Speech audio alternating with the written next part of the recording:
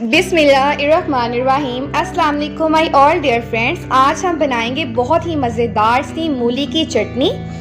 तो ये सिर्फ 5 मिनट में रेडी हो जाएगी। तो चलिए हम इसको स्टार्ट करते हैं।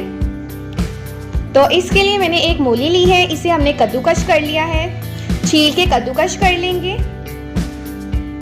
और आधी से भी थोड़ी चम्मच हमने नमक की लेनी है, आधी चम्मच हम राई की लेंगे, 8 से 9 हमने साबुत लाल मिर्च लेनी है, आधी चम्मच हम भुने हुए जीरे की लेंगे और थोड़े से कड़ी पत्ते या फिर मूली के पत्ते आप ले सकते हैं। और मैंने यहाँ पर मूली के पत्ते लिए हैं।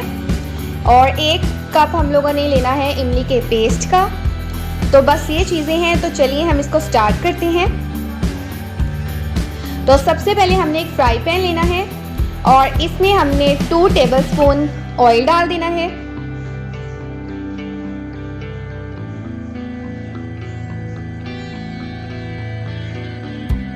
और इसको हमने गरम करना है।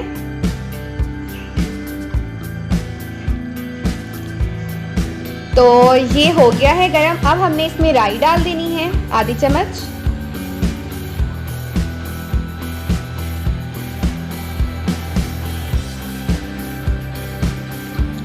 और इसके बाद हमने मूली डाल देनी है जो हमने कद्दूकश की है।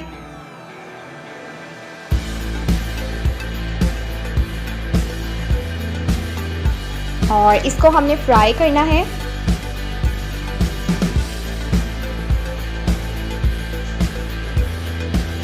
तो अब इसे फ्राई करेंगे ताकि जो पानी इसके अंदर होता है वो ड्राई हो जाए और ये अच्छे से फ्राई भी हो जाए।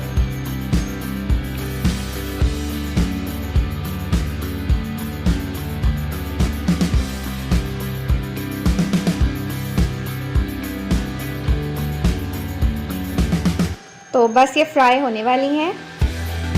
तो ये फ्राई हो गई हैं। अब हमने इसमें मूली के पत्ते डाल देने हैं या करी पत्ते डाल देंगे।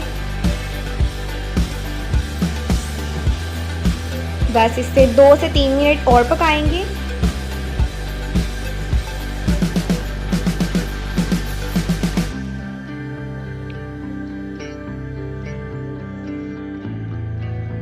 ताकि ये जो मूली के पत्ते भी हैं ये भी इसके अंदर अच्छे से मिक्स हो जाएं।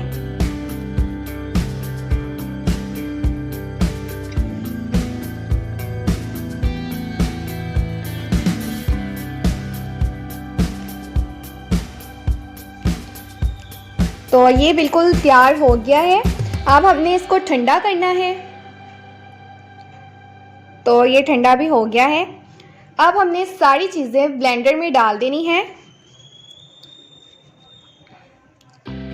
ये जो हमने मूली फ्राई की थी इसको हम डाल देंगे।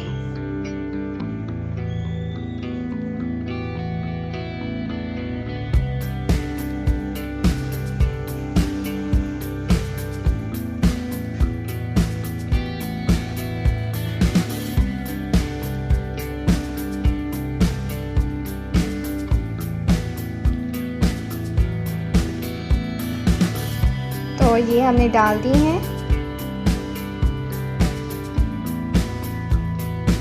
अब हमने इसमें साबुत लाल मिर्चें डालनी है, फिर हम नमक डालेंगे। नमक आप अपने टेस्ट के हिसाब से डाल सकते हैं। और फिर हम आधी चम्मच जीरे की डाल देंगे, इमली का पेस्ट डालेंगे। बस ये चीज़ें हैं और हमने इसको ब्लेंड कर लेना है।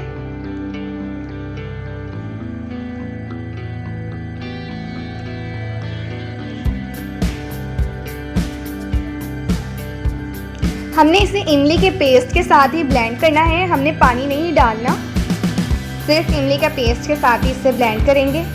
तो ये देखें कितने अच्छे से ब्लेंड हो रही हैं।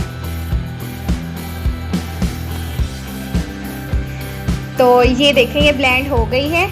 अब हमने इसको बाउल में निकाल लेना है।